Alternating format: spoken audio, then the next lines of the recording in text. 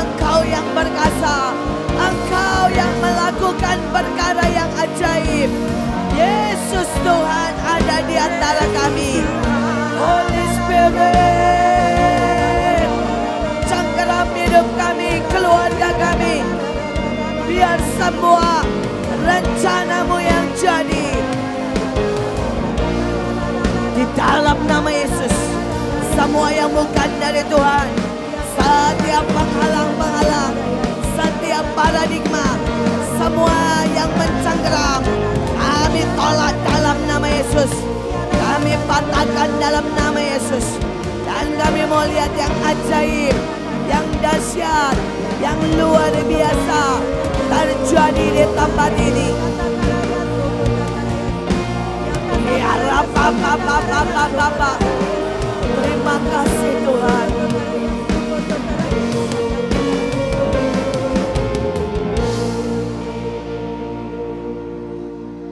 Sesungguhnya biar hari-hari ini kami menangkap isi hati-Mu. Lebih dari segalanya kami mau Engkau Tuhan. Tidak ada yang bisa menembusi hidup kami. Tidak ada yang bisa menjamin hidup kami selain Engkau. Terima kasih Bapa. Di dalam nama Yesus, biar roh pengertian, roh kekuatan, roh hikmat, roh wahyu turun dalam hidup kami. Dalam nama Bapa, Putra, dan Roh Kudus. Amin, amin, amin. Saudara, hari-hari ini saya melihat bahwa Tuhan ingin memberikan yang ajaib.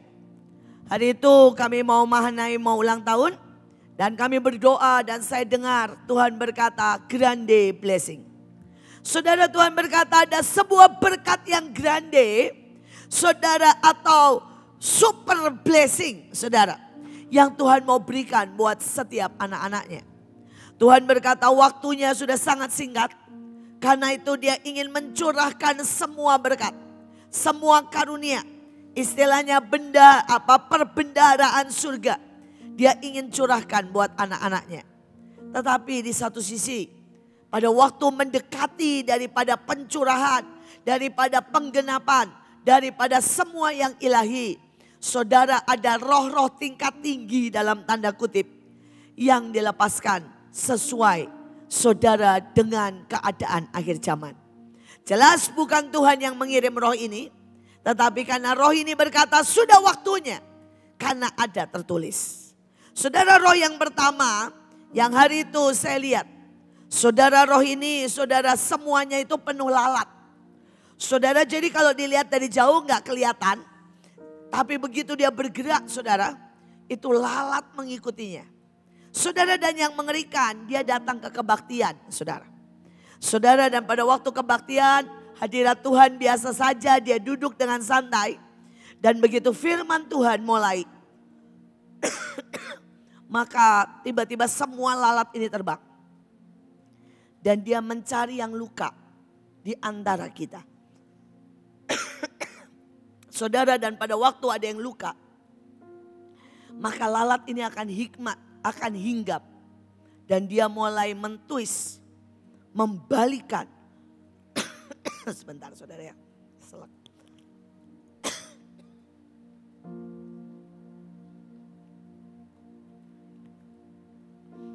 Saudara, dia mulai twist, membalikan semua keadaan. Saudara, dia mulai berkata, buat apa berdoa? Itu firman bukan buat kamu. Dan saudara, akibatnya orang ini pulang bukan dengan bertambah baik. Tetapi pulang bertambah saudara parah keadaannya. Karena dia menolak firman Tuhan. Karena dia tidak percaya. Saudara, roh yang kedua adalah roh yang memalsukan segalanya. Saudara, ada urapan palsu, ada iman yang palsu, ada berkat yang palsu. Dia memalsukan semuanya. Saudara, dan sesuai dengan firman Tuhan di akhir zaman akan dibilang ada Mesias di sini, ada Mesias di situ. Saudara, ada banyak yang palsu. Dan Tuhan berkata akan ada banyak orang berpikir bahwa mereka melakukan yang benar.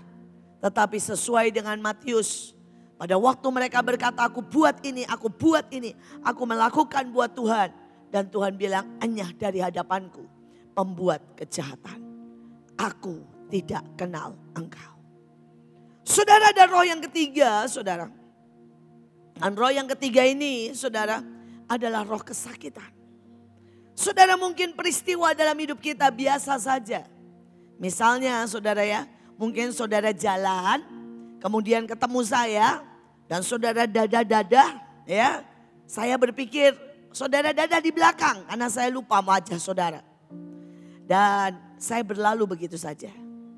Kelihatannya simpel, tapi mungkin roh ini mulai bicara. Sakit ya rasanya. Bayangin kamu dicuekin. Bayangin Ibu Iin gak pernah nganggep kamu. Kamu nyapa, tersenyum pun tidak mau. Saudara, dan roh kesakitan ini bisa begitu rupa menyerang seseorang. Sampai orang itu kecewa, marah, pergi dan meninggalkan Tuhan. Saudara, ini cuma sebagian dari roh-roh akhir zaman yang muncul. Dan karena itulah Tuhan berkata begini, buat perjanjian dengan Tuhan. Hiduplah dalam perjanjian. Saudara, ada beberapa tingkat dari perjanjian. Saudara, bahasa Indonesianya tetap sama perjanjian. Tapi saya mencoba untuk saudara menangkap. Yang pertama saudara itu adalah deal. Jadi misalnya saya bilang sama Pak Jo, nanti ketemu jam 3 ya, deal. Saudara, itu perjanjian sekali, sesaat. Dan saudara, hal yang saudara sementara. Tetapi di dalam bahasa Inggris dan di dalam saudara bahasa Ibrani ada sebuah tingkat yang berbeda. Yang namanya covenant. Dan covenant adalah perjanjian seumur hidup. Perjanjian, bahkan beberapa covenant bisa selama-lamanya. Bahkan dari generasi ke generasi. Saudara, inilah yang menjamin hidup saya. Inilah yang menyelamatkan saya. Ini yang membawa saya, saudara, sejujurnya lolos, bukan lulus, lolos. Dari begitu banyak saudara jebakan kuasa kegelapan. Saudara, ada salah satu kejadian yang baru saja terjadi. Saudara, saya berangkat hari Sabtu, saudara, ke Surabaya. Dan begitu saya berangkat, tiba-tiba lain masuk. Dan dia bilang, Bu, saya melihat sebuah penglihatan. Ada angin keras menerpa, menyerang ibu. Saya lihat iblis dalam bentuk angin dan puting beliung badai. Itu menerpa ibu. Saudara, dan pada waktu itu saya langsung bilang, perangi. Ya. Saudara, dan kemudian singkat cerita saya berangkat ke Surabaya, pulang lagi. Saudara, jam 2 masuk ke pesawat. Saudara, jam 3 itu sudah di atas Halim. Saudara, dan tiba-tiba pilotnya berkata begini. Kita sudah ada di atas Halim, tapi kita tidak bisa mendarat. Karena badai di atas atau di tempat ini. Saudara, dan itu suasana jadi tidak enak banget.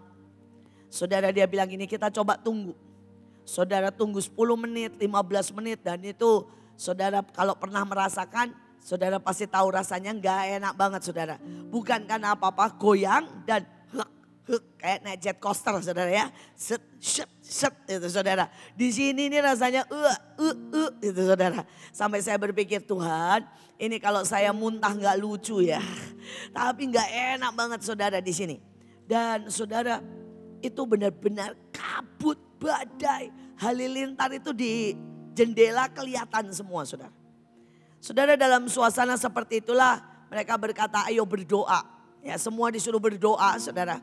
Di sebelah saya doanya udah begitu-begitu saudara ya. Udah gak pakai pelan-pelan, gak dalam hati. Doanya sudah langsung saudara. Tapi hari itu saya dengan tenang dan tahu pasti. Saya bilang sama iblis, gak bisa ada sebuah perjanjian. Ada covenant. Ada perjanjian darah, ada perjanjian garam. Gak bisa, kamu gak bisa sentuh saya. Kamu gak bisa sentuh pesawat ini. Ada perjanjian minyak dan anggur. Karena sebelumnya saya juga sudah urapi dengan minyak dan anggur. Tapi kemudian sampai 2 jam saudara. Udah perang itu saya. Saudara gak bisa mendarat saudara. Akhirnya pilotnya berkata, kita ini hampir kehabisan bensin. Karena itu kita akan terpaksa mendarat. Saudara, dan diminta buat semua berdoa karena terpaksa mendarat dengan keadaan. Dia cerita, saudara, dia bilang mari kita berdoa dan semua berjaga-jaga karena jarak pandangnya cuma 2 meter, saudara. Dan kita tahu susah sekali mendaratkan pesawat dengan kondisi seperti itu. Tetapi sekali lagi saya tahu dan tahu ada perjanjian yang membuat iblis tidak bisa menyentuh. Singkat cerita, saudara, walaupun mendaratnya juga menyebalkan karena sudah bunyi ngong di tanda bannya ditarik. Saudara kemudian naik lagi. Saudara ya, mungkin belum pas, saudara. Dia belum yakin mendarat.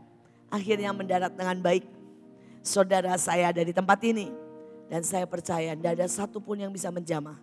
Karena ada sebuah perjanjian kuat. Saudara memegang setiap kita. Saudara, karena itu mari kita belajar lebih lagi tentang covenant. Saya bawa Joshua dan Miel dan semuanya hari ini. Saudara, dan nanti Joshua akan mulai menerangkan tentang covenant dan saya akan sambung lebih lagi.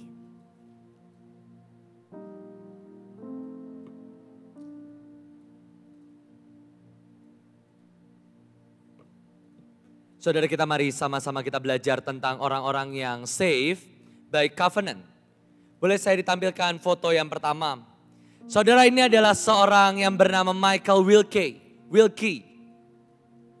Beliau bukanlah siapa-siapa. Beliau hanyalah seorang gelandangan yang sudah sekian belas tahun tinggal di jalan. Dan dia hanya tinggal bersama seekor anjing yang bernama Boo. Tidak ada yang pernah mengubah hidupnya. Bahkan beliau ini tinggal di sebuah tempat yang namanya Christchurch. Tetapi bahkan seolah-olah gereja tidak bisa menolong hidupnya. Tetapi inilah yang namanya sebuah perjanjian dan inilah yang namanya sebuah save by covenant. Saudara tahu suatu kali tiba-tiba beliau mendapat kabar bahwa ibunya meninggal. Beliau pun kaget, ternyata beliau masih punya seorang ibu. Dan ternyata ibunya meninggalkan harta yang kalau dikonversi sekitar 7,1 miliar, saudara. Dan tiba-tiba seorang gelandangan tinggal di sebuah rumah mewah dengan warisan 50 ekor kucing, saudara. Itu adalah warisan dari ibunya dan mendadak inilah seorang gelandangan tiba-tiba tinggal di sebuah rumah mewah. Tapi yang kedua lebih ajaib lagi, ada seorang yang bernama Martunis. Mungkin saudara lebih mengenal, beliau adalah seorang anak Aceh yang 19 hari terkatung-katung di tengah lautan. Tetapi tiba-tiba ada sebuah anugerah yang menghampiri hidupnya. Saudara tahu apa? Waktu beliau terkatung-katung, beliau memakai baju jersey Portugal, saudara. Dan jersey Portugal nomornya Cristiano Ronaldo. Dan tiba-tiba beritanya heboh sampai ke Portugal. Dan tiba-tiba Ronaldo melihat orang ini. Dan Ronaldo berkata, aku akan membuat covenant dengan Martunis. Dan saudara tahu anak ini dijadikan anak angkat dari Cristiano Ronaldo, saudara. Hari ini beliau hidup dengan cukup, beliau sudah menikah, beliau sudah punya anak. Dan beliau sempat berlatih di sekolah sepak bola Sporting Lisbon, tempat Cristiano juga berlatih. Apa yang membuat orang-orang ini spesial, tidak lebih, tidak kurang, karena sebuah covenant. Bukan karena orang ini jago main bola, bukan karena orang ini hebat, bukan karena orang ini pintar, bukan karena orang ini punya harapan mungkin. Tetapi karena ada sebuah anugerah, ada sebuah perjanjian yang menyelamatkan hidupnya. Seberapa banyak saudara mau belajar lebih lagi tentang sebuah perjanjian? Boleh lambaikan tangan, boleh bilang ke kiri kanannya, aku akan save by covenant. Lebih kuat lagi, save by covenant. Oke, mari kita belajar bersama-sama. Mari kita buka di Alkitab di Rut 3 ayat yang pertama sampai ayat yang keempat.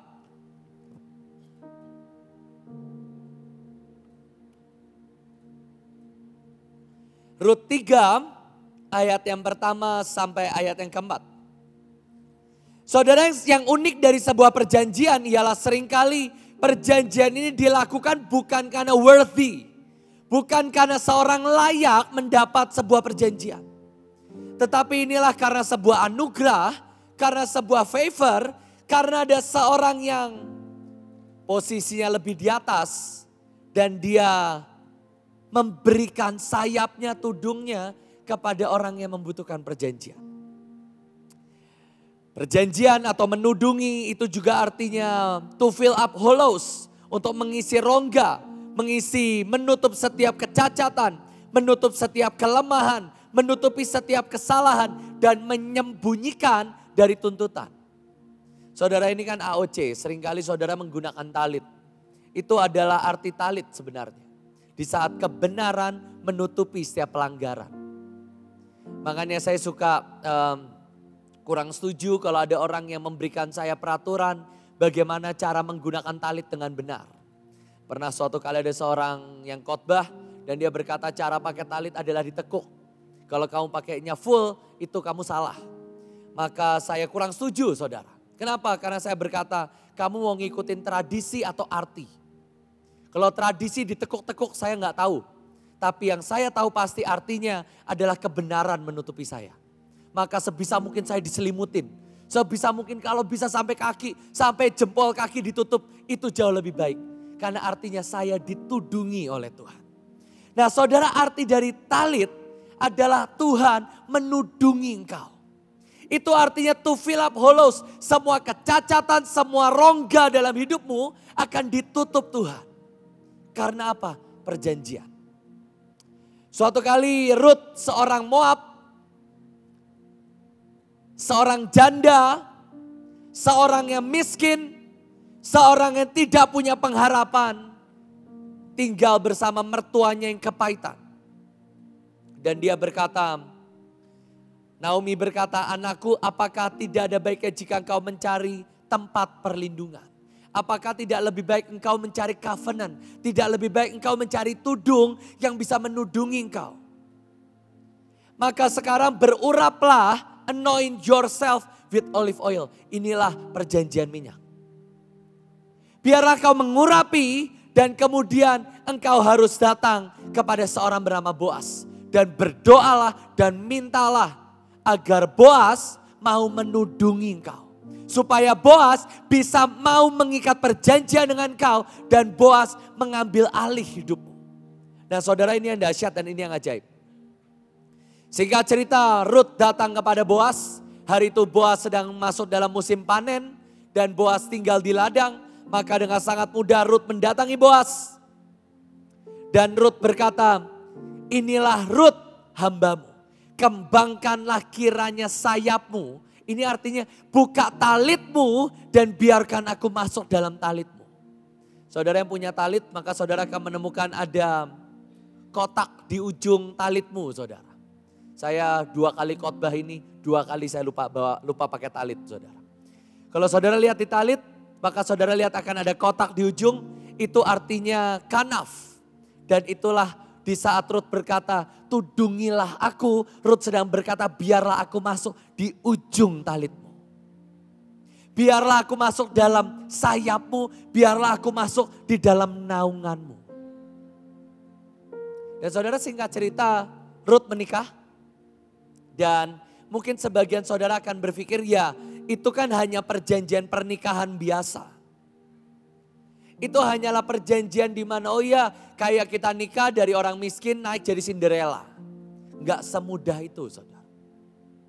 Kita mengerti di dalam kekristenan, bahkan bukan kekristenan, kita mengerti di dalam roh itu ada sangat banyak yang ajaib. Boleh PowerPoint selanjutnya dikeluarkan, saudara. Ruth ini adalah bangsa Moab. Dan Ruth ini kena kutuk, yaitu seumur hidup dan selama-lamanya dia tidak boleh masuk dalam bait Allah. Itu sebuah kutuk, itu adalah sebuah penetapan. Nehemia 13 ayat yang pertama. Orang Amon dan orang Moab tidak boleh masuk jemaah Allah selama-lamanya. Itu sebuah ketetapan yang tidak dapat diubahkan. Kamu orang Moab, kamu orang Amon, kamu tidak bisa jadi jemaat Allah. Kalau saudara mengerti perjanjian antara Musa dengan Tuhan adalah Tuhan biar kau menjadi Allah kami dan kami menjadi umatmu. Saudara, kalau saudara ngerti itu artinya deep, dalam sekali. Allah itu banyak hari itu. Allah di pohon, Allah di batu, Allah di gunung, semua dijadiin Allah buat mereka. Allah di laut, Allah di sungai, Allah di air, Allah ikan, Niniwe. Tetapi waktu Tuhan berkata, biarlah aku jadi Allahmu dan kamu jadi umatku, itu sebuah perjanjian dibuat. Sebuah covenant dibangun. Nah, hari itu Ruth ini sudah terima nasib, beliau adalah seorang Moab. Lahir by blood, secara DNA tidak bisa diubahkan. Tapi waktu dia masuk dalam tudung, saudara tahu ini adalah nenek moyang dari Yesus. How come? Nenek moyang dari Daud. How come? Covenant. Waktu masuk dalam perjanjian minyak, bahkan DNA-nya berubah, saudara. DNA-nya bisa berubah. Hidupmu berubah, tiba-tiba engkau yang tahu engkau hidup dengan kesialan, engkau hidup yang dengan sakit penyakit. Tadi pagi kami kebaktian dan saya didatangi satu orang. Keluarganya kena sebuah kutuk, di mana dalam 2 bulan, 3 bulan adiknya meninggal 2 saudara. Hanya sakit perut mati, sakit perut mati. Dan sekarang orang yang minta didoakan sedang sakit lambung saudara. Beliau sangat ketakutan. Saya punya satu orang lagi, beliau ini kena sebuah kutuk. Adiknya bisa meninggal 3 atau 4 setahu saya. Dan semua meninggal di umur yang sama, umur 3 tahun. Umur 3 tahun step meninggal. Anak ini meninggal tapi hidup lagi kemudian saudara. Jadi itu kutuk. Saya juga tahu ada kutuk kegilaan, kutuk kebangkrutan, kutuk kesialan. Kalau saudara tahu seorang yang homo dan lesbian, menurut penelitian, kalau saudara pernah hubungan fisik 99,9%, saudara tidak akan bisa sembuh. Tetapi by covenant, DNA-mu diubah. By covenant, hidupmu berubah. By covenant, bahkan DNA-mu berubah. Next. Karena akan dilanjutkan oleh ibu. Yang kedua ada namanya perjanjian garam. Almarhum Pak Petrus Agung menjelaskan perjanjian garam dengan sangat luar biasa. Perjanjian akan menyelamatkan generasi demi generasi. Sebuah perjanjian yang dibuat oleh Tuhan kepada Daud. Sebuah perjanjian yang dibuat oleh Tuhan kepada keturunan dari Harun. Saudara, suatu kali Harun punya seorang cucu yang bernama Imam Eli. Harun punya anak bernama Itamar dan kemudian Itamar punya anak yang bernama Imam Eli. Tetapi yang menjadi masalah adalah sebuah hukum di dalam perjanjian garam ialah tidak boleh satu orang pun di antara kita pembuat perjanjian, bahkan sampai anak cucumu pun kita tidak boleh saling menyerang satu sama yang lain. Siapapun yang menyerang berarti engkau breaking the law of salt covenant.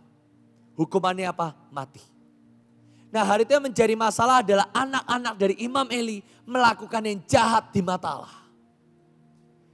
Anak-anak Imam Eli bukan hanya berzina, tetapi dia juga menerima suap, dia juga korupsi, dia mencuri, dan dia mendukakan hati Tuhan. Tetapi dia tetap anak Imam Eli.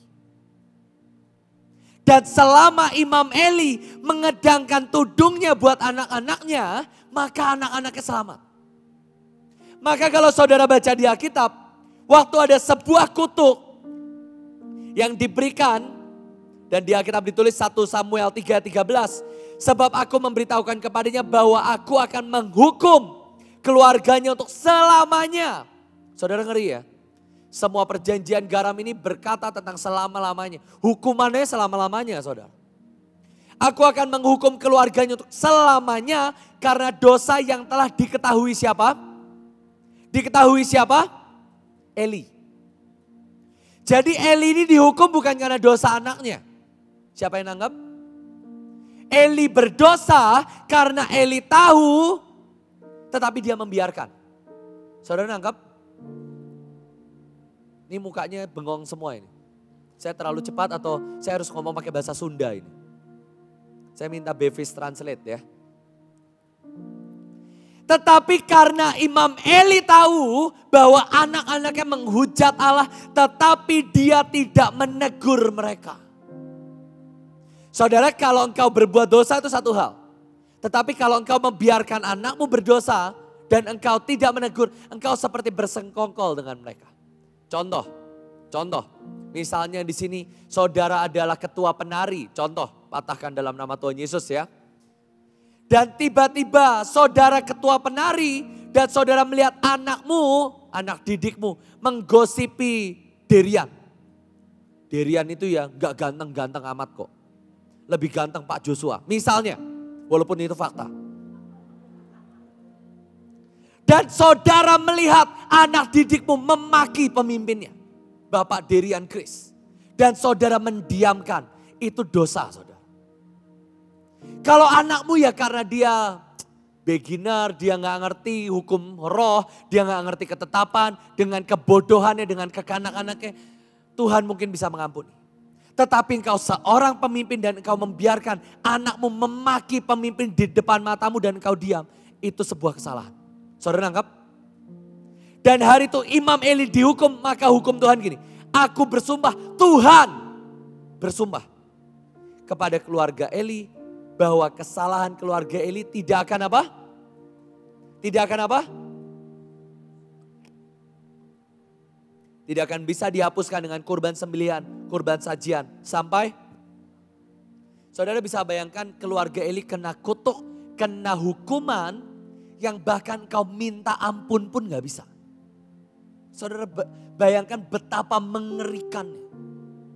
Engkau minta ampun gak bisa, bawa korban gak bisa. Say sorry gak bisa. Dan bukan cuman kamu, keturunanmu gak bisa. Selama-lamanya terputus dari Tuhan. Saya mau tanya, apakah ada harapan untuk orang seperti ini? Gak ada. Tuhan yang berkata loh, ini gak pakai gak pakai perantara. Tuhan ngomong langsung sama Samuel ngomong. Langsung Tuhan berkata. Tapi yang ajaib adalah Tuhan pernah mengikat perjanjian dengan Harun. Di Alkitab ditulis seperti ini kan saudara imam. Harun dan anak-anaknya harus menjaga pelita itu dari petang hingga pagi di hadapan Tuhan. Hal itu harus menjadi ketetapan untuk selama-lamanya. Dan bilangan 18 adalah sebuah perjanjian garam untuk selama-lamanya bagimu serta bagi keturunanmu. Eli gak tahu. Tapi kakeknya membuat perjanjian dengan Tuhan. Boleh saya minta grafik yang dikeluarkan? Ini yang terjadi saudara. Harun mengikat perjanjian dengan Tuhan. Harun mendapat sebuah covenant bahwa sampai selama-lamanya keluarganya, keturunannya akan menyembah Tuhan. Dan melayani Tuhan sampai selama-lamanya. Tapi Imam Eli melakukan pelanggaran dan dia kena kutuk selama-lamanya. Tetapi perjanjian covenant tidak bisa dibatalkan saudara. Eli punya dua anak, Hofni dan Pinehas, dua-duanya tewas. Ahitub dan Ikabod artinya kehilangan kemuliaan, tidak banyak cerita tentang dia. Tetapi Ahitub punya anak Ahimelek punya anak Abiatar punya anak namanya Yonatan, cicit-cicit dari Imam Eli. Saudara tahu siapa Abiatar dan Yonatan? Mereka adalah imam yang ada di zaman Daud. How come seorang yang kena kutuk selama-lamanya bisa survive? Perjanjian garam. Saved by covenant. Saved by covenant. Bukan Imam Eli yang hebat. Saya bisa khotbah tentang Hizkia. Seorang raja keturunan ke-13 yang di hadapan Tuhan bersalah. Tapi nenek moyangnya menyelamatkan. Sebuah perjanjian yang diikat Tuhan dengan nenek moyang. Siapa yang mau mengikat perjanjian dengan Allah hari ini? Mungkin anakmu nakal saudara. Mungkin one day Immanuel nakal nanti. Destiny nakal, Miel nakal. Tetapi sebuah covenant dengan Tuhan. Tuhan akan merekayasa supaya keturunanmu tetap menjadi milik Allah sampai selama-lamanya. Terakhir, sebelum dilanjutkan oleh hambanya Ibu Iin, ada sebuah perjanjian yang namanya perjanjian darah. Saudara, yang dahsyat adalah seperti ini. Perjanjian itu tidak boleh dilanggar. Kalau engkau melanggar perjanjian, engkau akan dihukum mati. Itu perjanjian pada masa lalu lah. Jadi dikatakan seperti ini, if God breaks his covenant, kalau Tuhan membatalkan sebuah perjanjian, maka Tuhan akan mati. Tapi Tuhan gak bisa mati, karena Tuhan adalah sumber kehidupan. Jadi artinya, maka dari itu God cannot break his covenant. Karena dia bukan Allah yang bisa mati, dia bukan Allah yang bisa membatalkan perjanjian dengan kau. Saya mau tutup dengan inilah perjanjian darah, saudara. Abraham punya keponakan bernama Lot. Lot ini seorang yang bodoh. Lot ini adalah seorang yang tidak mengerti tentang banyak hal. Dia harusnya tahu semua ini berdasarkan perjanjian Tuhan dengan Abraham. Ini itu semua berkat dari Abraham, Ishak dan Yakub. Tetapi Lot dengan kebodohannya, dia merasa dia sudah cukup kaya raya. Dan dia memilih Sodom dan Gomora. Kita semua tahu ceritanya. Dia merasa cukup kaya karena di Alkitab ditulis kekayaan yang mengimbangi Abraham. Dia merasa cukup diurapi untuk dia bisa memilih apa yang dia suka. Dia merasa dia cukup bisa mendengar suara Tuhan. Sehingga waktu Abraham nanya, kamu pilih kiri atau kanan? Dia jelas pilih kanan. Karena Tuhan yang sudah memberikannya. Tapi orang bodoh seperti Lot, dia mengenal yang namanya perjanjian.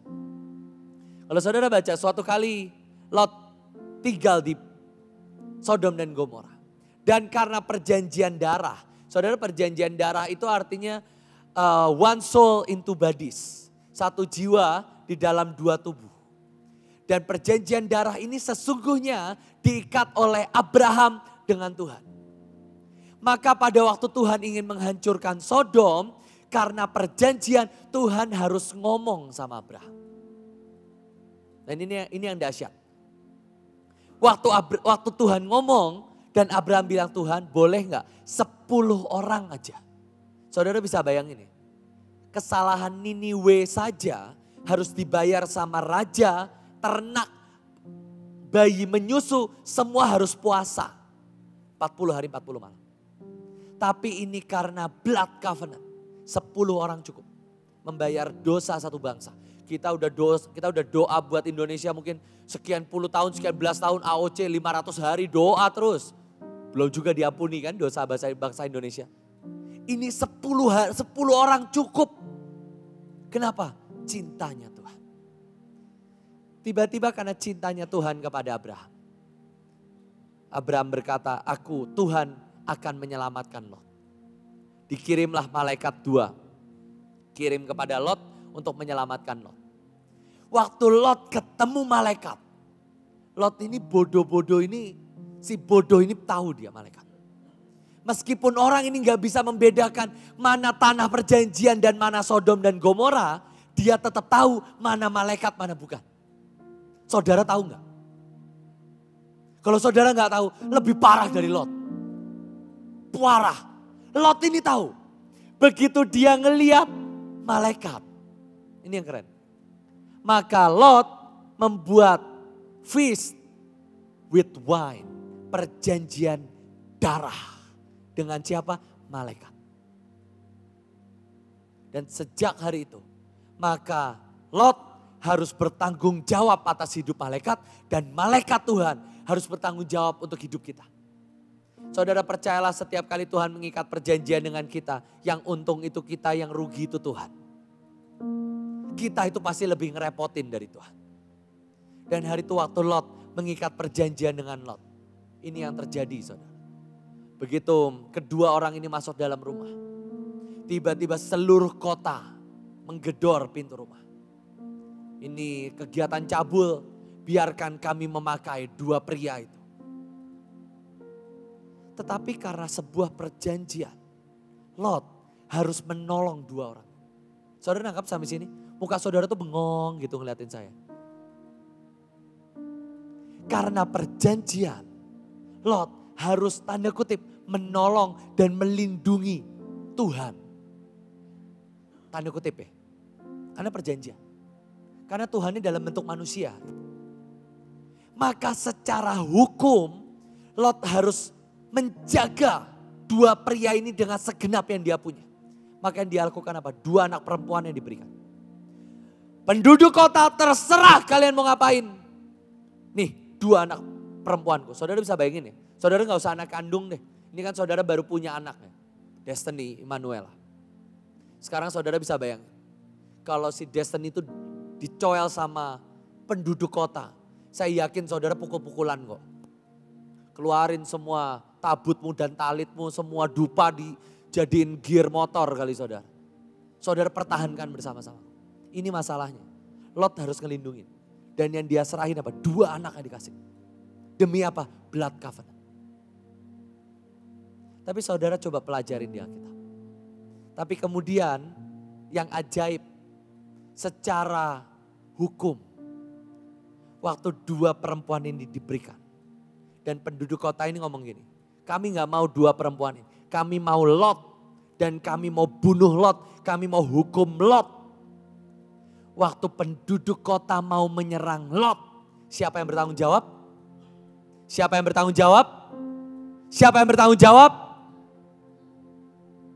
Waktu penduduk kota mau menyerang malaikat, mau menyerang Tuhan, Lot harus taruh badan. Tapi waktu penduduk kota mau menyerang Lot, siapa yang bertanggung jawab? Malaikat Tuhan.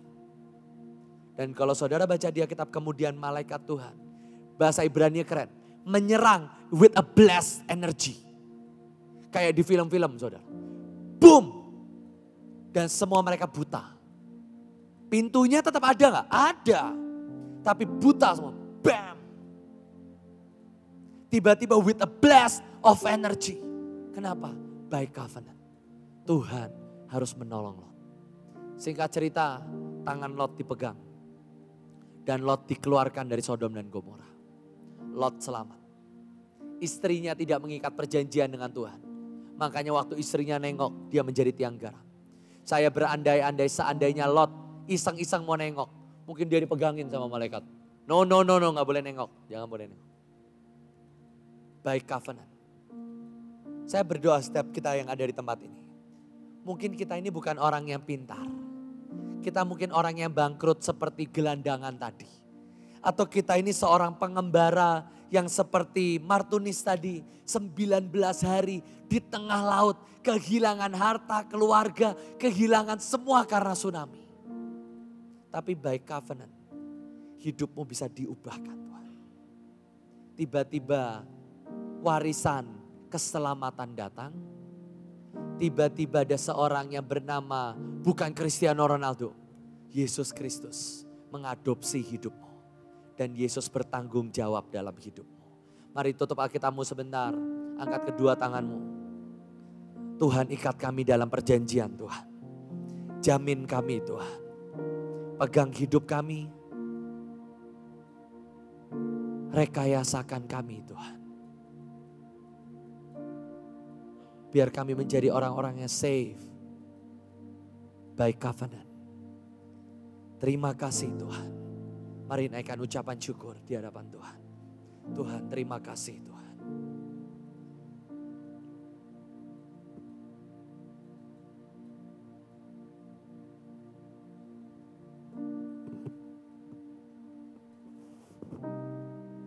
Saudara melanjutkan dari tadi bagaimana kita bisa mendapat covenant, itu yang menjadi masalah. Dan mari kita mulai belajar lebih lagi. Mazmur 25 ayat 14. Next. Tuhan bergaul karib dengan orang yang takut akan Dia. Dan perjanjiannya diberitahukannya kepada mereka. Jadi syarat pertama nih saudara. Untuk saudara mendapat covenant adalah saudara bergaul karib dengan Tuhan. Banyak orang berkata saya pengen covenant. Atau orang berkata ya otomatis lah kalau saya Kristen. Enggak, saudara. Saudara di tempat ini, kalau misalnya nih ada orang yang saya nggak kenal dan tiba-tiba bilang gini, Bu, saya buat perjanjian sama ibu. Ya saya nggak mau. Tapi kalau yang buat perjanjian itu ibu Selvi, saudara saya bakal nggak mungkin bilang tidak. Sungkan, kenal, dekat. Karena itu berapa banyak dari kita itu mau intim sama Tuhan. Saudara mungkin kita bilang, loh saya sudah ikut doa pagi. Belum tentu saudara ikut doa pagi dan intim. Belum tentu saudara dari tempat ini, tapi saudara intim. Saya ini penggemar saudara ya. Penggemar cerita saudara kerajaan, sejarah seperti itulah. Dan saya ini baru lihat satu film, saudara film-film ratu-ratu Inggris. Nah, saudara salah satunya ini saya singkat cerita aja. Dia ini cuma budak. Dia cuma budak dan ini efeknya mengerikan. Ini Covenant saudara. Namanya Abdul saudara. Saudara tetapi Abdul ini saudara berusaha untuk menjadi pelayan yang intim. Gak pelayan yang biasa. Ya saudara, hari itu ratunya namanya Ratu Victoria.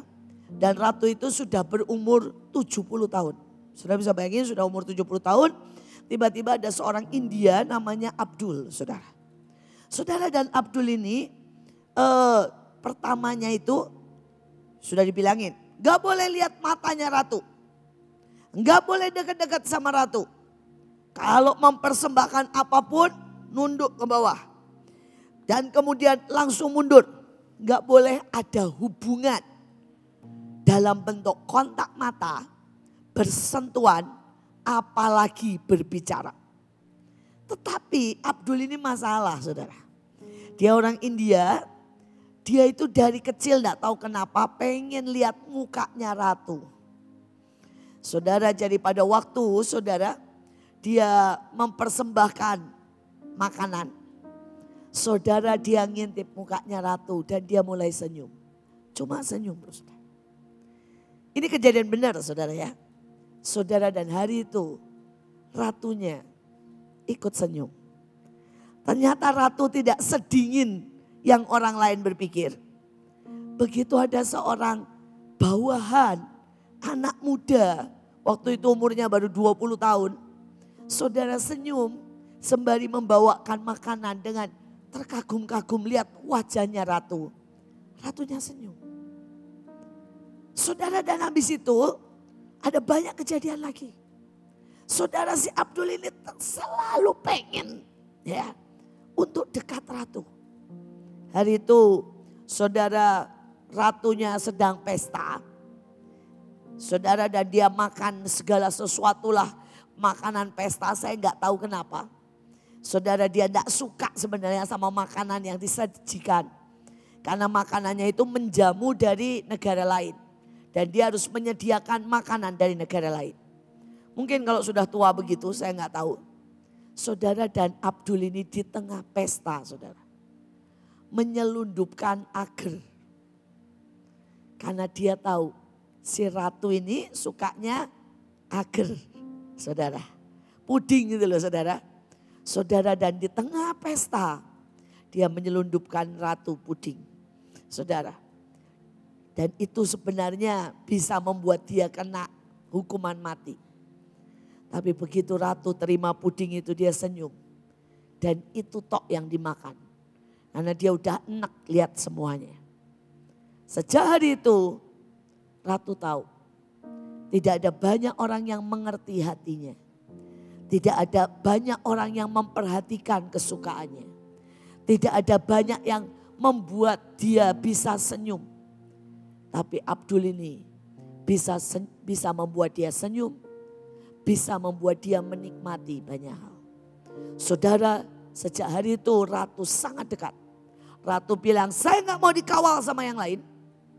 Dan saya mau cuma sama Abdul. Saudara bayangkan. Satu hamba saudara ini bisa merubah. Bisa merubah.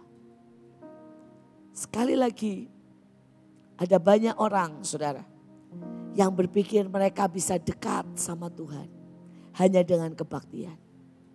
Mereka dekat sama Tuhan, mereka pikir, pokoknya ikutlah setiap pagi jam 5. Luar biasa sih saudara, 500 kali. Saudara, ini ajaib sekali kesetiaan. Tapi mari, satu langkah lagi, intim. Kalau saudara satu langkah lagi, intim, maka saudara akan mendapat perjanjian. Dan saya berharap saudara di sini adalah orang-orang saudara yang mendapat perjanjian. Nah, kita lihat dalam terjemahan The Passion, dikatakan begini.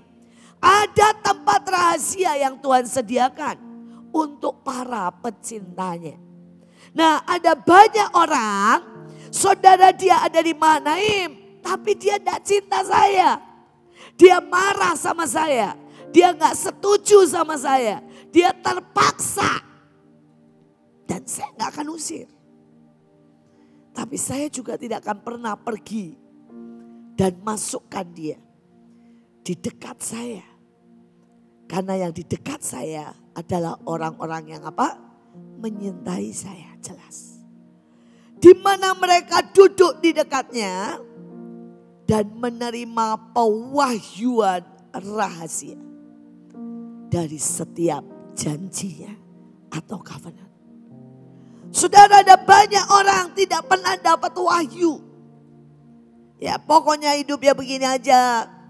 Saudara, wahyu adalah rema, firman yang itu bicara sampai dalam jas di hati. Itu wahyu.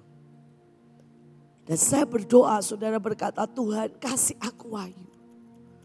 Kasih aku wahyu. Kalau saudara belajar setiap saat, setidaknya sebulan sekali dapat wahyu, hidupmu akan terus increase. Naik, naik, dan naik. Tapi kalau engkau tidak pernah dapat wahyu pribadi yang sangat kuat menembus hidupmu, saudara, engkau tidak akan pernah bertumbuh, stuck. Engkau boleh melayani, main keyboard, apapun. Engkau akan tetap stuck. Kalau engkau tidak dapat wahyu yang menembus dalam hidupmu. Nah, sekarang kita lihat yang pertama, roh kesakitan. Saudara, kita lihat di dalam Hakim 18 ayat 25, tadi saya sudah jelaskan.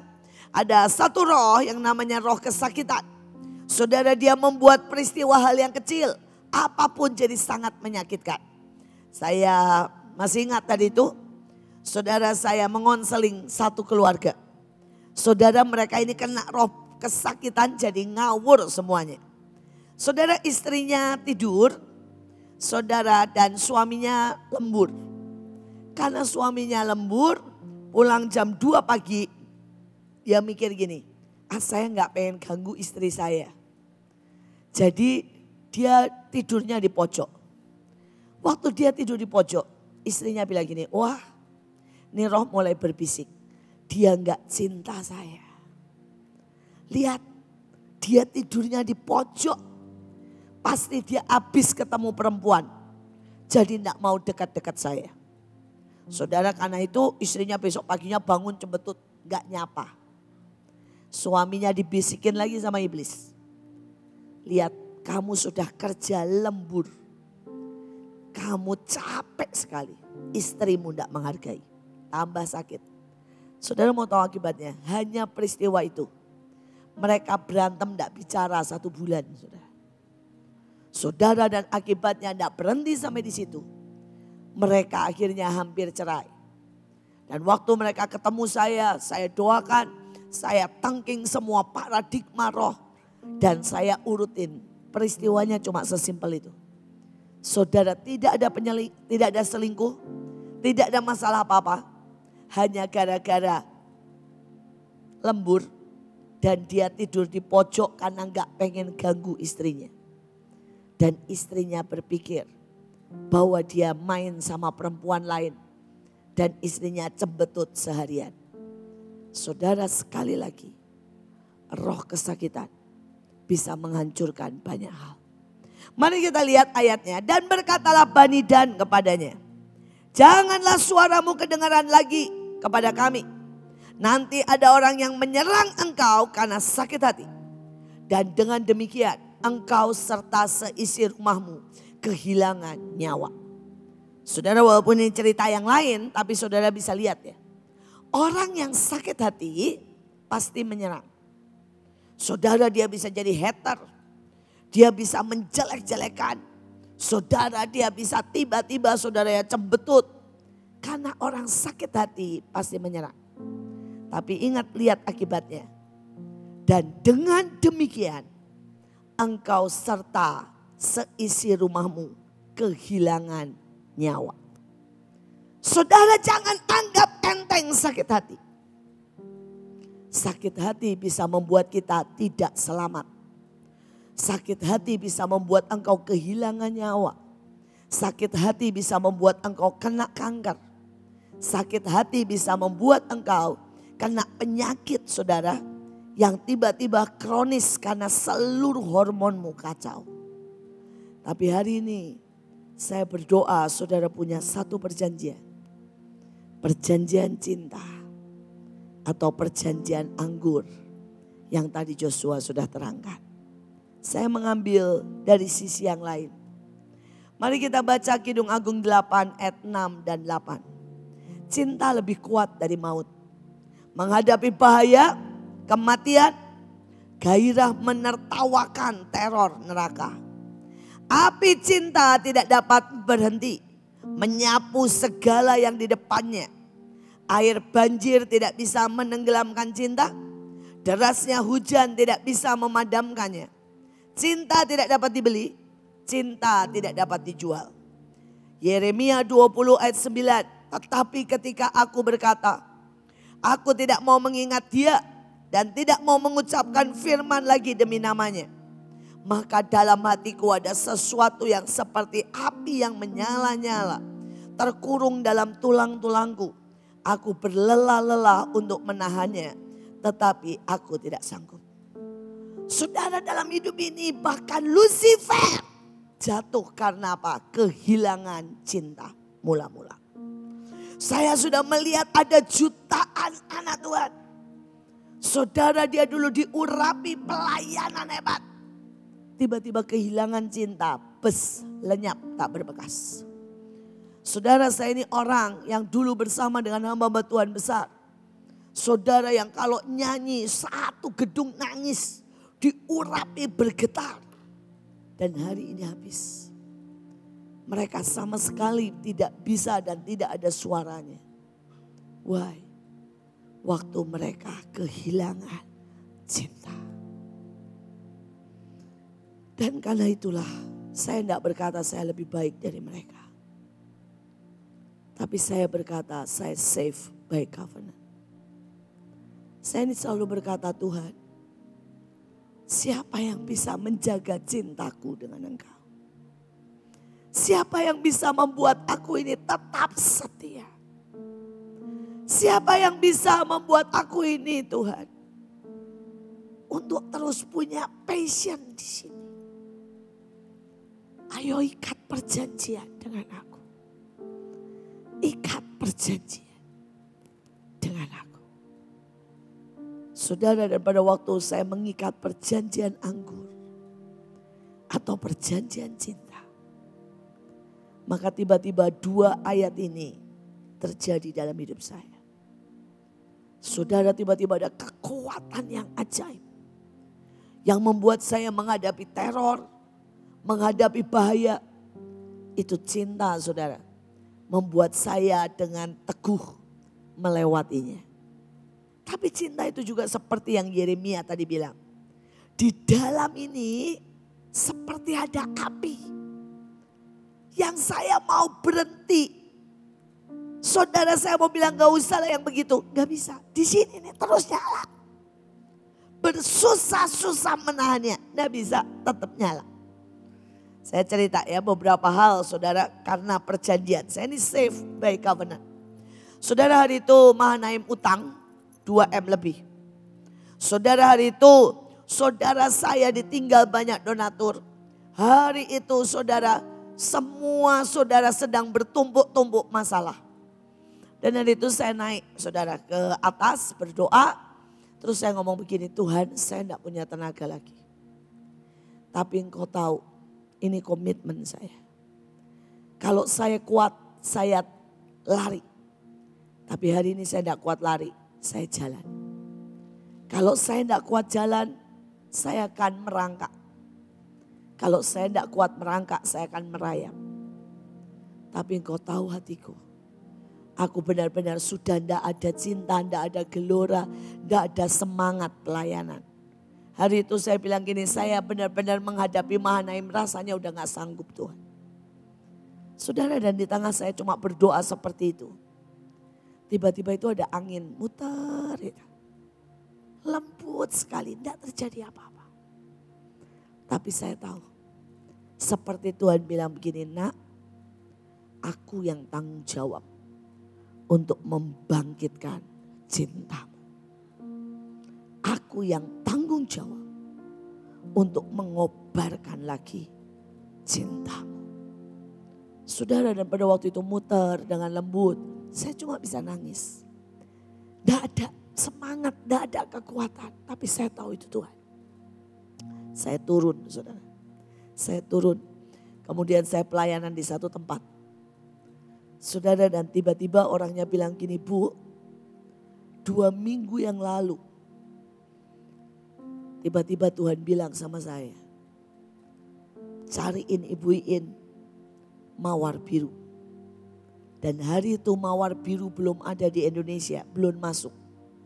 Mawar biru waktu itu masih ada saudara, dari Argentina, bayangin saudara ya.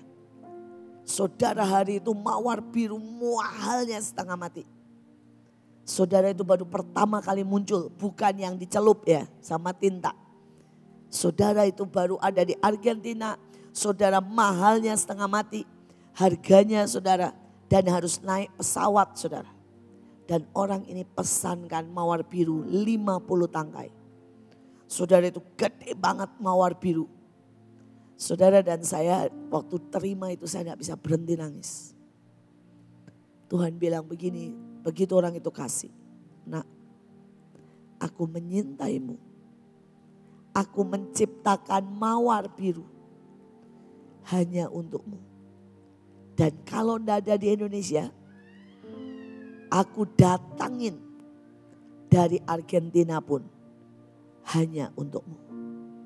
Saudara, dan tiba-tiba hati saya kembali seperti anak muda jatuh cinta sama Tuhan. Saudara, saya bilang, Tuhan, cintamu itu gak pernah berhenti. Membangkitkan semua gairah. Saudara, dan itu gak selesai. Saudara, saya jalan beberapa saat kemudian. Ada orang ngejar saya dan berkata, Bu, ini Tuhan paksa saya kasih ini ke ibu. Ini semua uang di saya di bank. Dan Tuhan bilang ini semua harus buat ibu. Saya pikir 100, 200 saudara juta atau berapalah, saya nggak tahu. Saya tahu tipis, jadi pasti cek. Cuma saya nggak tahu berapa. Begitu saya buka saudara 2M. Dan hari itu Tuhan bilang, semudah itu kan aku memberkati engkau. Tiba-tiba dari saya yang tidak punya iman, saya yang sudah letih, saya yang sudah terkapar. Saudara, saya yang sudah tidak punya cinta. Saudara, tiba-tiba saya jatuh cinta lagi dengan Tuhan. Saya ketawa, saya berkata, Tuhan, dalam 1 detik Engkau sanggup selesaikan semuanya. Karena itu kalau orang bilang, Bu, bagaimana ibu bisa menjaga terus jatuh cinta dengan Tuhan? Saya bilang begini, buat perjanjian. Bilang, Tuhan, please, buat aku jatuh cinta forever and ever and ever. Tuhan, buat perjanjian cinta. Supaya aku ini again and again and again jatuh cinta. Tuhan, buat perjanjian cinta. Sampai seperti tadi kata Joshua. Yeah, one soul into body. Kalau saudara baca Abraham gak sebut satu kali pun tentang Lot. Saudara, Abraham ini sibuk nawar. 50 ya Tuhan. 45 deh 45. 30 ya 30. 10 ya. Udah habis gitu sungkan. Berhenti dia di 10, sungkan sama Tuhan. Tahu diri lah. Coba saudara cek. Abraham sebut Lot gak sama sekali? Enggak. Tapi kenapa Tuhan tahu? Yang disibukin Abraham itu bukan Sodom dan Gomora. Nih sejujurnya nih ya. Sodom dan Gomora hancur. Abraham gak peduli saudara. Yang disibukin sama Abraham siapa? Lot. Ponakannya. Karena mereka satu jiwa. One soul. Abraham langsung tahu. Tuhan tahu. Abraham juga tenang. Abraham tenang. Dia tahu Tuhan mengerti. Dan Tuhan tahu hatinya Abraham. Sekali lagi. Kalau saudara mengerti tentang perjanjian cinta. Ini akan membuat engkau safe by covenant. Saudara yang kedua. Matius 10 ayat 25 tentang Bezebul ada di Alkitab ya. Cukuplah bagi seorang murid jika ia menjadi sama seperti gurunya. Bagi seorang hamba jika ia menjadi sama seperti tuannya. Jika tuan rumah disebut Bezebul, apalagi seisi rumahnya. Pak Yusak bilang kalau kamu belum disebut sesat, ya berarti belum sungguh-sungguh. Saudara, dulu saya berpikir gini. Coba kalau saya ini khotbah yang lurus. Saya juga nggak ada skandal, artinya tidak pernah berzina. Saudara nggak main macam-macam. Masa sih orang bilang sesat? Saya juga baik-baik sama semua gereja. Gini-gini nih saya baik-baik loh saudara sama semua gereja. Saya masuk ke gereja Katolik, gereja HKBP, ke semua. Masa sih saya dibilang sesat? Tapi ternyata saudara mau baiknya kayak apa? Saudara menjaga track record saudara.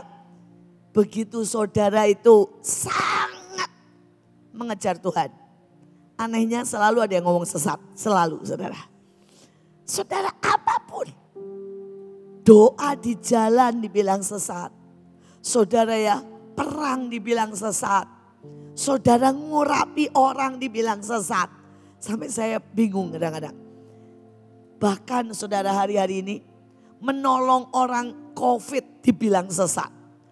Apa sih saudara? Tapi ya ternyata ayatnya bilang. Jadi Bezebul ini dia akan balik kok segalanya. Segalanya. Saudara nolong orang, saudara dia mungkin bilang cari muka. Saudara didik seseorang, orang mungkin balik bilang kejam. Ya. Saudara mungkin menegakkan disiplin, orang bilang diktator. Tapi saudara ngasih uang, saudara dibilang memanjakan.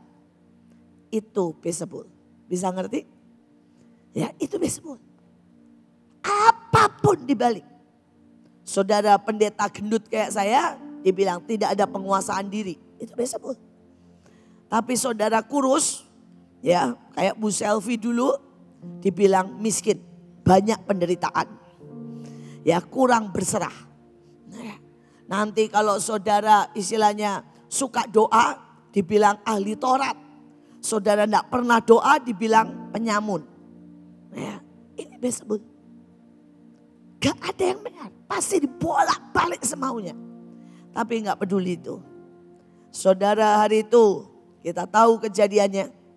Saudara termasuk Lot melihat, bayangin ya, Lot ini jalan sama Abraham. Lot ini bisa bedain malaikat dengan manusia biasa.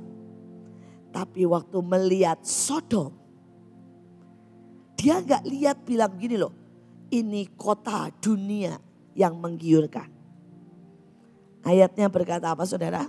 Taman Tuhan. Ya. Ayatnya berkata, ketika Lot melayangkan pandangnya, dilihatnya seluruh lembah Yordan banyak airnya seperti taman Tuhan. Ini peaceful. Dia tidak lihat dunia loh. Kalau dia bilang gini, oh itu dunia, tapi aku terlanjur terpikat. Itu saudara pilihan. Tapi buat Lot itu Eden, tempatnya Tuhan sendiri. Itu peaceful. Saya berdoa saudara. Saudara ini ngerti yang kita hadapi. Satu lagi Yudas. Saudara waktu dia terima roti kerasukan. Loh kok bisa loh. Perjamuan loh saudara. Ini sedang perjamuan kudus. Begitu terima roti kerasukan. Hari ini firmannya memang gak gampang saudara. Saudara gak bisa berkata gini, saya di kebaktian pasti aman. Enggak. Tadi saya bilang apa? Roh ini. Beelzebul itu artinya raja lalat. Adanya di kebaktian. Duduk dengan tenang. Dan setiap kali dia semua dia terbang. Cari luka. Nempel. Hari ini saya mau berkata bagaimana saudara bisa keluar dari itu. Bagaimana saudara bisa save by covenant. Saudara tadi sudah dijelaskan perjanjian garam. Tetapi saya bacakan ayatnya. Biarlah setiap perkataan yang keluar dari mulutmu menjadi menyenangkan dan memberikan rasa di hati. Seperti garam yang tidak pernah kehilangan rasa asinnya. God flavor. Sehingga kamu terlatih untuk memberi jawaban kehidupan kepada setiap orang yang bertanya. Yang kedua, Matius 5 ayat 13. Kamu adalah garam dunia yang memunculkan God flavor di dunia ini. Jika garam itu menjadi tawar, bagaimana orang merasakan God flavor? Tidak ada lagi gunanya dan akan berujung di pembuangan. Saudara, hari ini saya berdoa saudara bilang, Tuhan buat perjanjian garam dengan aku. Perjanjian garam itu hanya dibuat oleh orang yang dewasa. Level rohaninya. Saudara, di Alkitab cuma 3 golongan yang dibuat Tuhan dengan mereka. Perjanjian garam, imam, raja, dan rasul. Sebenarnya perjanjian garam tidak dibuat sama Tuhan, buat sembarangan orang. Dah. Karena hukumannya itu selama-lamanya. Tapi berkatnya juga selama-lamanya. Saudara, ini dibuat cuma imam, raja, dan rasul.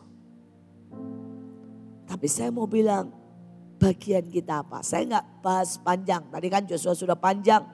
Saudara bahas efeknya. Berkatnya. Saya mau bahas bagian kita. Saudara, garam ini ajaib sekali. Salah satu yang buat saya paling wow adalah begini saudara. Kalau saudara pernah ke Lombok atau pernah ke Tibet, pernah ke India, saudara kan tahu ada satu keajaiban, yaitu maaf kata ya, pakai kata kasar, kotoran atau tai. Saudara, tai sapi itu dikumpulin, dikasih garam 1:2. Diaduk saudara. Saudara didiamkan semalam. Itu tiba-tiba nanti bau kotorannya lenyap. Dan tai itu maaf, kotoran itu berubah menjadi apa? Semen yang terbaik. Tiba-tiba dipakai buat ngelabur rumah. Buat lantai. Saudara, itu langsung mesti dikerjakan. Karena dalam waktu saudara 2 kali 24 jam kena sinar matahari, dia akan mengeras. Tidak ada baunya sama sekali. Dan yang ajaib, kalau panas, saudara dia dingin. Kalau dingin, dia hangat. Saudara bayangin. Merubah, maaf kata loh, pakai kata yang kotor saya. Tai, karena bukan cuma kotoran. Kalau kotoran itu kan bisa macam-macam ya. Saudara debu, sampah. Tapi ini merubah tai menjadi semen. Itulah garam. Itulah garam. Jadi kalau saudara berkata, Tuhan aku ini tahu. Maaf kata Tuhan, ada yang kotor sampai kayak tai dalam hidupku. Kalau engkau biarkan garam itu menyentuh. Perjanjian garam itu. Tiba-tiba engkau menjadi God flavor. Saudara, tiba-tiba engkau memberikan sebuah, saudara, sentuhan dan bau ilahi. Saya ngerti banget ini. Karena di Mahanaim tidak banyak saudara orang baik. Maaf kata di Mahanaim mungkin ada banyak orang yang dalam tanda tanya, dalam tanda kutip tai. Tapi mereka hari ini mengeluarkan God flavor. Saya tuh masih heran kalau ada orang bilang begini sama saya. Saya itu ya tadi Pak Jo masih ngomong begitu. Gak apa-apa sama Bu Iin. Tapi saya gak tahan sama orang di sebelah-sebelahnya. Ya pastilah. Namanya aja Mahanaim.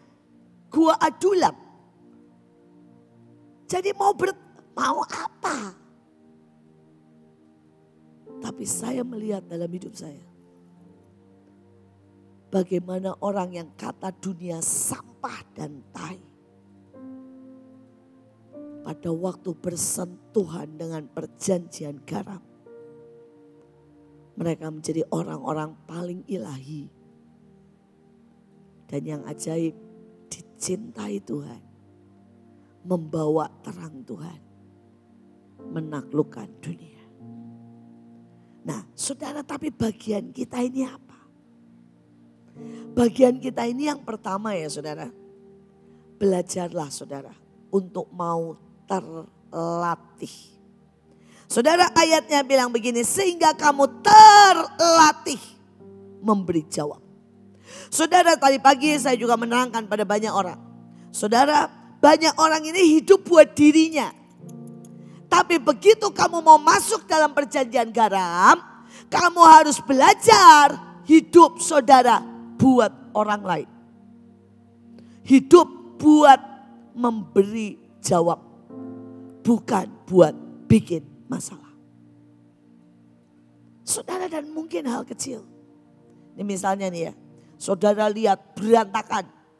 Dan tidak ada saudara yang mau beresin. Saudara bisa aja begini. Biarin lah pulang. Saudara bisa aja berkata begini. Ya penari itu memang gawat. Gak kerja. Berantakin semuanya. Manja. Ngomel. Saudara bisa juga berkata, ini nih, ya. Terus saudara menghakimi di dalam, bisa. Tapi gak ngomong. Di depannya cuma senyum-senyum, biarinlah. Tapi kalau saudara belajar memberi jawab tanpa penghakiman, tanpa bicara, saudara beresin itu. Maka hatimu, hidupmu terlatih memberi jawab. Saya ini lihat orang-orang yang seperti itu. Hari ini mereka semua punya yang namanya God flavor. Dari sampah. Dari sampah. Pada waktu mereka berkata, Tuhan, biarkan aku ini sedikit memberi jawab. Apa yang kau bisa, saudara? Saya masih ingat hari itu, saudara, ini orang ajaib sekali. God flavor menurut saya. Saudara, itu ada kami buat pelayanan ke luar negeri, kita sama-sama pernah. Saudara, semua harus wajib ke luar negeri. Saudara, dan ada satu ibu-ibu. Saudara, dia ini pembantu rumah tangga. Saudara, dan dia datang ke saya dan dia bilang begini, Bu, saya cuma pembantu rumah tangga. Tapi saya akan kerja, saya naikin, kalau dulu kerjanya 2 kali, saya akan kerja di 4 tempat, 4 shift. Supaya uangnya saya akan beli tali, bikin gelang profetik, gelang api. Dan saya mau bawain. Saya bilang, oke Bu. Loh, ibu ini punya alasan. Saya pun bantu rumah tangga, saya gak punya apa-apa, saya gak akan berangkat, saya gak punya paspor. Saudara, dan benar saudara. Baru 2 minggu dia datang ke saya dan dia bilang, Bu, ini uangnya. Dan uangnya itu sudah 2 juta saudara hari itu. Baru 2 minggu saudara. Dia kerja di 4 tempat. Saya langsung bilang begini sama dia. Bu, kenapa ibu gak mau buat paspor dan pergi? Dia nanya, saya bisa pergi kemana Bu? Saya gak mungkin bisa berbahasa Inggris. Saya gak bisa apa-apa. Saya bilang ada satu tempat, Victoria Park di Hong Kong. Ibu cuma butuh pergi ke sana. Ya, kalau perlu ibu bawa tulisan Victoria Park, turun dari airport, sodorin, ya, Victoria Park. Dan kemudian ibu di situ ada kurang lebih 10.000 TKI. Dan ibu bisa nginjil Sabtu, Jumat, Sabtu, Minggu. Saudara, Jumat, Sabtu, Minggu. Wah saudara, mata ibu ini membinar-binar.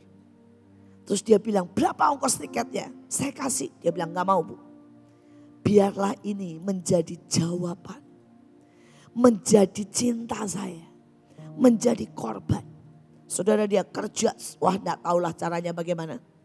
Saudara, dia dapat uang buat beli tiket. Saudara, dan saya mau tambahin uang buat nginep hotel. Dia bilang, gak mau. Saudara, saya mau tambahin uang, saudara ya. Buat dia naik taksi, dia bilang, "Nggak mau. Biarkan saya kerja dan membuat ini menjadi persembahan buat Tuhan." Saudara, dan ujungnya dia berangkat. Dia di tasnya dia bawa mie instan dan sebagainya. Karena dia pikir dia akan bawa roti. Dia cuma 3 hari. Dia bilang gini, Bu, saya nggak akan tidur, saya akan tidur di taman. Saya dalam 3 hari, Jumat, Sabtu, Minggu, saya akan nginjil di situ. Dia bawa 10.000 gelang. Dan dia bilang begitu 10.000 gelang ini habis, saya akan pulang ke Indonesia hari Senin ya. Saudara, dia beli tiket pulang balik. Tapi Tuhan itu Tuhan. Begitu ada orang yang belajar memberi jawab. Saudara, itu God flavor. Benar-benar merubah semuanya. Saudara, baru turun. Dia ketemu sama kedutaan. Kedutaan saudara. Dan orang ini ngobrol, dia langsung ngomong, cuma ngomong gini. Saya ngerasa ibu punya persoalan. Terus kemudian ternyata orang ini benar sedang punya persoalan. Didoain supaya anaknya sudah tidak balik 3 hari. Saudara, didoain. Belum sampai saudara, belum sampai amin doanya. Saudara, orang ini nangis. Tiba-tiba anaknya SMS. "Ma, saya minta maaf, boleh enggak saya pulang?" Saudara, ibu ini nangis dan berkata, "Kamu doanya manjur banget. Saya tahu engkau utusan Tuhan." Diterima di kedutaan, makan, minum. Saudara, kemanapun diantar. Dan saudara, dia dikasih izin buat ngapain aja di Victoria Park. Saudara, dalam 2 hari dihabiskan 10.000 itu. Dia ajak ngomong, dia gelangi. Saudara, dia benar-benar bawa jiwa. Saudara, di tempat itu ada kejadian kesembuhan. Dia cuma kalau ketemu orang ini ibu rumah tangga, saudara ini pembantu. Jadi kalau ketemu orang itu cuma dia tanya Tuhan, "Tuhan, ini orang persoalannya apa?" Tuhan bilang misalnya gini, dia ribut sama suaminya. Dia enggak punya anak. Dia TKW masih agama lain. Tuhan ngomong semua. Dan dia tembak cuma satu kata. 10.000 dalam 2 hari. Dimenangkan bagi Tuhan. Ini God flavor. Hari ini saya tidak peduli siapapun di antara saudara. Mungkin saudara berkata, Bu, saya bodoh. Saudara butuh God flavor. Saudara butuh perjanjian garam. Karena perjanjian garam merubah orang yang paling buruk. Saudara tiba-tiba sangat ilahi. Saudara bilang, Bu, saya ini kekuatannya gak seberapa. Justru itu. Kita butuh salt covenant. Garam gak pernah banyak. Saudara satu panci begini, garam cuma butuh 1 sendok. Dan tiba-tiba merubah semua rasa. Betul? Orang ini cuma pembantu rumah tangga. 1 orang. Dia menangkan 10.000 dalam waktu 2-3 hari. Kenapa? Why? Dia cuma punya hati. Memberi jawab. Memberi jawab. Tiba-tiba cara dia berkorban. Ingat salt covenant. Saudara, perjanjian garam ditaburkan di apa? Korban. Jadi saudara tidak bisa buat salt covenant tanpa apa? Korban. Saudara, itu setiap kali imam, saudara menaikkan korban, taburin garam.